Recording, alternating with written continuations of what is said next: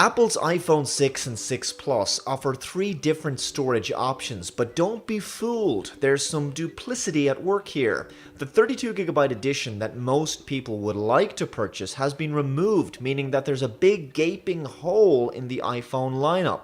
Let's take the iPhone 6 for example. The three variations are as follows: 16GB for €699, 64GB for €799, and 128GB for €899.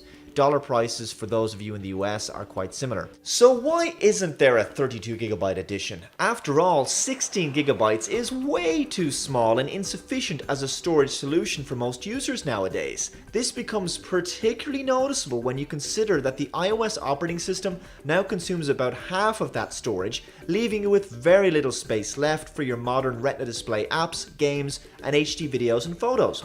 According to a recent report by Cybart, they predict that most consumers will be aware of this and will opt to instead pony up the extra €100 for the 64GB edition. While it's certainly a far more cost-effective solution to pay a little more for 4 times the storage, this means that the 16GB edition for €699 is really just a bait and switch by Apple. They are deliberately selling an entry-level product with the same storage and price point as previous iPhone generations, but in an era where that storage will be woefully inadequate, so as to force people to pay €100 or $100 more for the 64GB iPhone 6.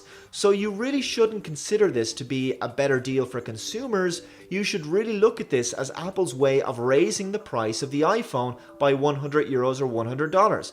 Apple knows that the 16GB iPhone 6 and 6 Plus smartphones are simply a joke, and Cybart maintains that Apple will pocket an additional $3 billion next year by pursuing this little ploy. In short, it's all about the bottom line. More money for the Cupertino tech giant. To be honest, this is what you get with unrestricted free market capitalism.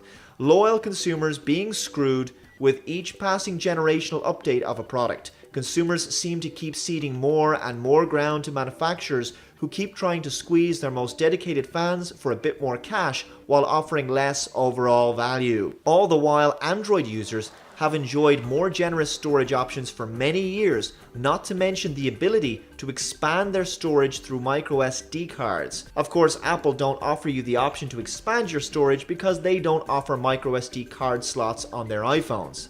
I hope that for many frustrated Apple fans, this will be the straw that finally breaks the camel's back and their loyalty. It's been tested far too much and for far too long. So guys, please let me know what you think of this issue. And of course, if you enjoyed this video, please hit that like button. You can follow me on Twitter at Lax78, Computing Forever's over on Facebook and Google+. And please hit that big red subscribe button to keep up to date with everything that's happening on this channel. Thanks again for watching, and I will see you next time. Bye bye.